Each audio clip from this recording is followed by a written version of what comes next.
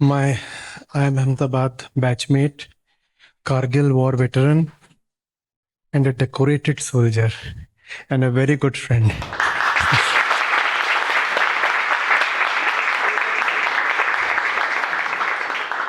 Major Deependra Singh Singer.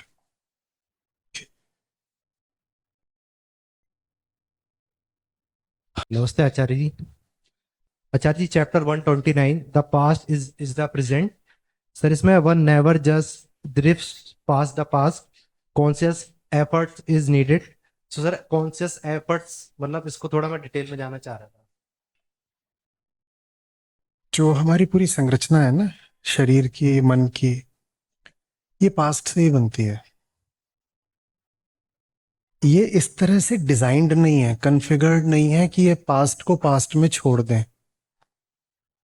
ठीक वैसे जैसे कि आप किसी धूल भरी जगह से निकलो तो आपका शरीर डिजाइन नहीं है कि धूल को पीछे छोड़ आए। आप अगर धूल भरी जगह से निकले हो तो शरीर की डिजाइन ऐसी है कि वो धूल को अपने साथ आगे ले आएगा, चिपका लेगा धूल को। इसी तरह आप अगर धुएं भरी जगह से निकलोगे तो आपका शरीर इस तरह से संरचित नहीं है कि धुएं को पीछे छोड़ाए। वो धुएं को भीतर लेगा, धुएं को सोख लेगा, और वो धुआं फिर आपका खून बन जाएगा, मांस मज्जा बन जाएगा, हड्डी बन जाएगा आपकी।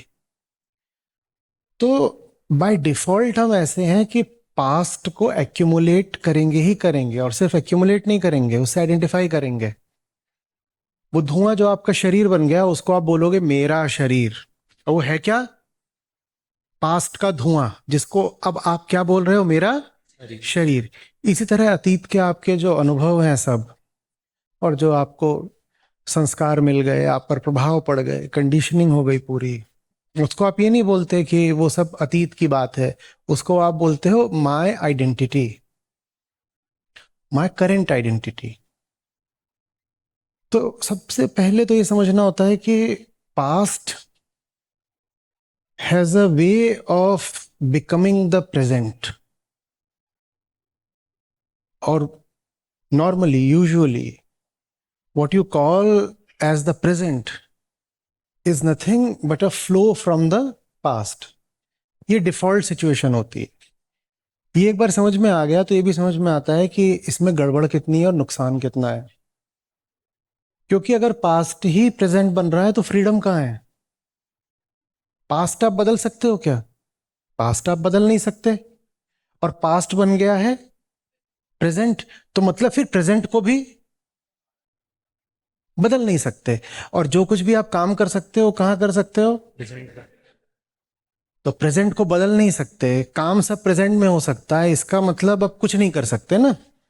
Present is the only place where you have a choice, और वो चॉइस भी आपने सरेंडर कर दी, क्योंकि प्रेजेंट अब क्या बना हुआ है, और पास्ट को तो बदल नहीं सकते, तो मतलब प्रेजेंट भी नहीं बदल सकते, मतलब कुछ नहीं बचा आपके पास। तो फिर हम क्या है? हम ड्रिफ्टवुड हैं, हम उड़ती हुई धूल हैं, जिसके हाथ में अपना कुछ नहीं है। एक टहनी है, वो नदी में बहती हुई चली जा रही है, उसके हाथ में कुछ है क्या? अपना कुछ नहीं है। धूल हवा में उड़ रही है, उसके पास अपना कुछ है क्या? कुछ नहीं है। तो जब ये समझ में आता है तब आदमी पास्ट को अपने गौर से देखता है, उस पास्ट को जो वर्तमान बनकर बैठ गया है, उसको गौर से देखता है और कहता है तुझे झेलना जरूरी है क्या? तुझे लिए लिए फिरना जरूरी है क्या? हम्म। और ये करने में लगता है वो जिसकी आपने बात करी, conscious effort. The past will not just shed away on its own. ये सोचना नादानी की बात है, that the past remains in the past. The past becomes not just the present but also the future. क्योंकि फ्यूचर के भी सारे सपने आप कब बना रहे हो? फ्यूचर की पूरी योजना, प्लानिंग, ब्लूप्रिंट कब बना रहे हो? और प्रेजेंट क्या है? तो पास्ट है जो फ्यूचर का निर्माण कर रहा है। वो फ्यूचर भी फिर कैसा होगा? और आमतौर पे मैं अपना पास्ट पसंद नहीं होता, और फ्यूचर होगा पास्ट जैसा। इन दोनों बातों को मिला दो तो क्या निकला? फ्यूचर पसंद नहीं आने वाला। किस किस को ऐसी जिंदगी चाहिए जिसमें अभी से पता है कि फ्यूचर पसंद नहीं आने वाला? ये उठाने वाले थे हाथ फिर। क्रिकेट में एम्पायर्स कभी कभी ऐसा करते, बहुत जोर से अपील करो तो उठाते उठाते उठाते, एक तो था उन्होंने ऐसे उठा के नाक में डाल ली थी। नहीं, अच्छा किया, ईमानदारी की बात है, यहां तक गए पर पूरा नहीं गए, ठीक है।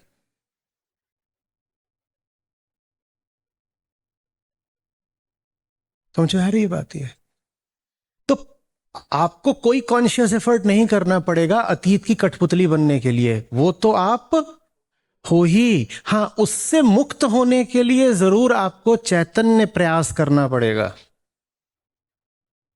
और जो वो चैतन्य प्रयास नहीं कर रहे, उन्हें ये दावा कर रहे हैं, कोई हक नहीं है कि वो फ्री लाइफ जी रहे हैं। फ्री लाइफ जैसा कुछ होता ही नहीं डिफॉल्ट में। हम इस तरह से बनाए नहीं गए हैं, डिजाइन नहीं गए हैं कि हम फ्रीडम में जी सकें। फ्रीडम हमारी डिफॉल्ट स्टेट नहीं है। आपने बहुत बार सुना होगा, man is born free but everywhere he is in chains. वो बात गलत है। We are not born free and we are not born to be free. We are born to remain shackled, and that's why freedom takes conscious effort. जो लोग वो conscious effort नहीं कर रहे, उनको भले ही अभी अपनी जंजीरें महसूस नहीं हो रही, पर वो ये मान लें कि वो हैं गुलाम ही। सिर्फ इसलिए कि आपको आपकी जंजीरें महसूस नहीं होती हैं या आप अभ्यस्त हो गए हैं, आदत पड़ गई है, इसका मतलब ये नहीं होता कि जंजीरें हैं नहीं। इसका मतलब होता है कि गुलामी इतनी गहरी हो गई है कि जंजीरों को हमने अपनी रोजमर्रा की दुनिया में, आदतों में शामिल कर लिया है। ये भी हो सकता है कि जंजीरों को हमने, हो सकता है धार्मिक कुछ माला वगैरह बना लिया और सोच रहे हो कि ये तो, ये भी हो सकता है हमने उन्हें प्रेम का उपहार बना लिया और देखो कंगन है, गहना है, वो है जंजीरें, और उस पर आपने गोल्डन पेंट कर लिया है। ये देखो, ये तो प्यार की निशानी है, मुझे मिला था।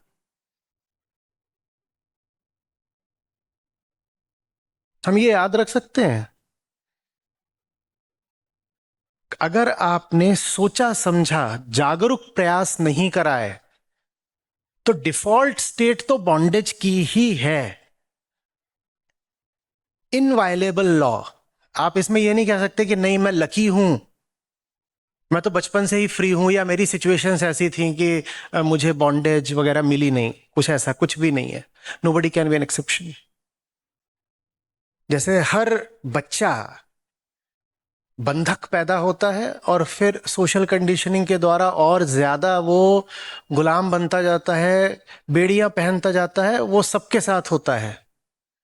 वो सिर्फ कुछ अभागे लोगों के साथ नहीं होता। वो हमारी पूरी प्रजाति की, पूरी मानवता की नियत है कि गुलाम पैदा होते हैं और जैसे जीवन मिलता है उसी गुलामी को और गहराने के लिए। लेकिन ये अनिवार्य नहीं है, ऐसा होता है, ये डिफॉल्ट है लेकिन अनिवार्य नहीं है। नॉर्म है लेकिन कंपल्सरी, मैंडेटरी नहीं है। इसमें कोई अपवाद नहीं होता, लेकिन ये इनवायलेबल नहीं है। हाँ, बेड़ियां सबको मिलेंगी, लेकिन ये कोई अनिवार्यता नहीं है कि बेड़ियां धारण भी करे रहनी है, तोड़ी जा सकती हैं।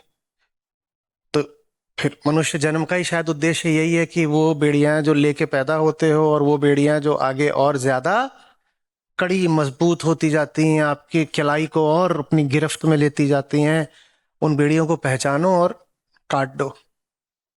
भले ही वो बेड़ी कलाई बन चुकी हो अब, तो कलाई को ही काट दो। मुक्ति और क्या है? कि जो भी कीमत देनी पड़े दो, पर जो स्वभाव नहीं है उसको बर्दाश्त मत करो। गुलामी प्रकृति हो सकती है, पर मुक्ति स्वभाव है। हम्म। और वो कॉन्शियस एफर्ट जो लोग नहीं कर रहे, जो कहते हैं कि नहीं, फिर मैं उनकी बात कर रही हूँ कि हम में से बहुत लोग थोड़ा प्रिविलेज्ड बैकग्राउंड से आते हैं, तो हमें ये लगता है कि नहीं, हमारा तो सब ठीक ही चल रहा है, अच्छे घर में पैदा हुए थे, ऐसा है वैसा है, अच्छी एजुकेशन मिल गई, अच्छा जॉब चल रहा है, पैसा भी है खूब हमारे पास, कोई फर्क नहीं पड़ता। होमोसेपियंस ही हो ना आप, स्पीशीज थोड़ी बदल लोगे। हाँ, क्लास बदल सकते हो, स्पीशीज थोड़ी बदल सकते हो। आ रही है बात समझ में? बताइए। धन्यवाद आचार्य। हेलो सर, अगर अच्छा जी, फील हो रहा है तो उसमें क्या बुरा है? अब वो वैसा ही है कि जैसे डिजीज इतनी लेट डिटेक्ट हुई है ना। अभी केरल में एक अमीबा फैला हुआ है, ब्रेन ईटिंग अमीबिया। मैं उसके बारे में पढ़ रहा था, तो डॉक्टर्स बोल रहे हैं कि early detection is the only solution. Early diagnosis हो गया तो बच जाओगे, नहीं तो खुश रहे हो कि मैं तो बीमार ही नहीं हूं। किससे बचेंगे आचार्य जी? देखिए, जरूरी नहीं होता कि हमें इतनी सेल्फ अवेयरनेस हो कि हम खुद स्वीकार कर पाए। स्वीकार भी क्या करें, देख भी पाए, देखेंगे तब स्वीकार करेंगे कि भीतर मामला गड़बड़ चल रहा है। पर वो जो भीतर गड़बड़ चल रहा होता है वो अपने आप को बहुत रूपों में अभिव्यक्त करता है। बस उन रूपों को हम अच्छे अच्छे सुंदर सुंदर स्वीकार्य नाम दे देते हैं, तो हमें लगता है अच्छा चल रहा है सब। उदाहरण के लिए इनसिक्योरिटी एम्बिशन का नाम ले लेती है।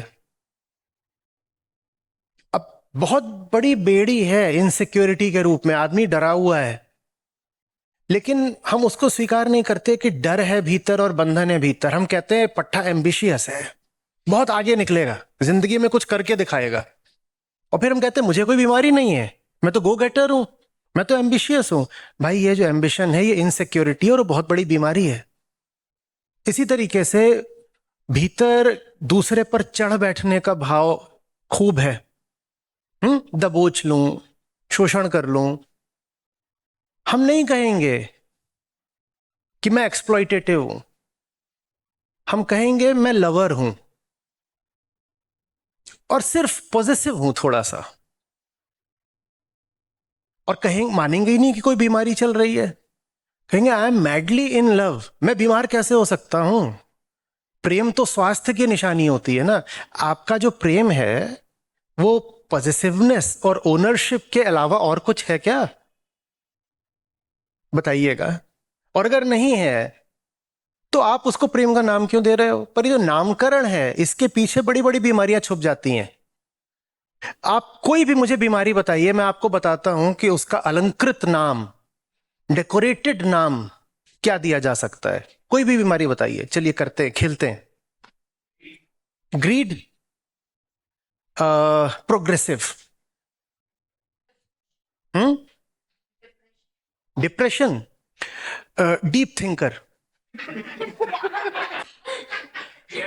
Philosophical bent of mind.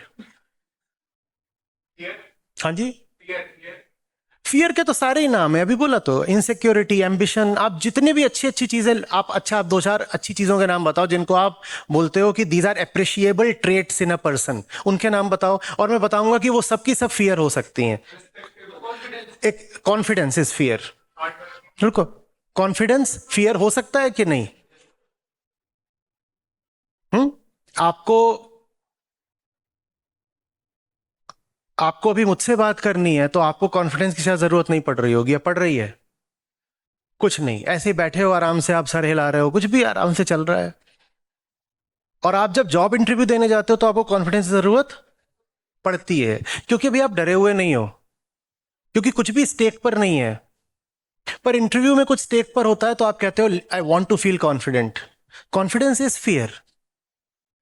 Confidence fear ही तो है, और क्या है? तो फियर तो जितनी भी हम पॉजिटिव ट्रेट्स मानते हैं उन सब से संबंधित होता है। लेकिन दिक्कत बस यही है कि उनको हम उनके असली नाम से नहीं पुकारते। असली नाम क्या होता? सीधे सीधे ईमानदारी से फियर। उनको हम कभी कह देंगे such a confident person, such an outgoing person, such a dominant public speaker, very impressive. What is the need to be impressive? What is the need to cast a shadow on others?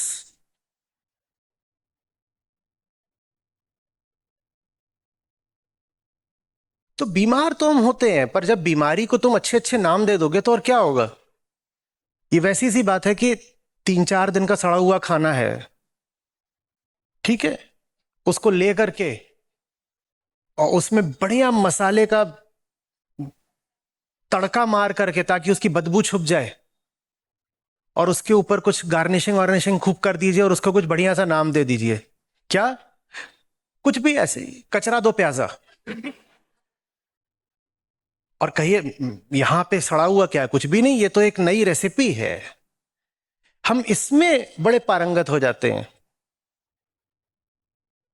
जिंदगी में जो चीज सीधी है उसको सीधे नहीं बोलेंगे, उसको घुमा फिरा कर कुछ और बोल देंगे, कुछ भी और बोल देंगे।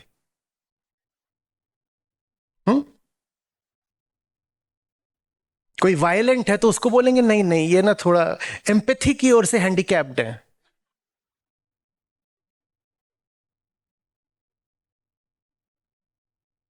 तो ये डिफॉल्ट हालत ही देखिए, आपकी मेरी हम सबकी।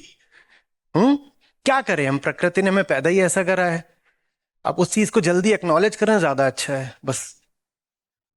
उसको एक्नॉलेज करने के लिए अवेयरनेस की शायद सबसे पहले जरूरत होती है। इसको एक्नॉलेज करने के लिए एक ईमान चाहिए जिसको झूठ पसंद ना आए। और उस ईमान को ढूंढने के लिए अगेन हमें थोड़ा फ्री माइंड, संगत चाहिए। संगत सही है गलत है सो कैसे पहचानेंगे? अगर भीतर कुछ आपके गड़बड़ बढ़ रहा है और तो संगत गलत है। संगत सही है गलत सिर्फ उसको पहचाना जा सकता है आपके ऊपर पड़ते प्रभाव से। और कैसे? आप ही कसौटी है, यू आर द मेजर। जो चीज आपको और ज्यादा अंधेरे में और बेईमानी की ओर ढकेलती हो वो आपके लिए अच्छी नहीं है, वो संगतें अच्छी नहीं है। चाहे वो किताब की संगतें हो, चाहे वो इंसान की, चाहे किसी जगह की, चाहे वर्क प्लेस की, कोई भी संगति।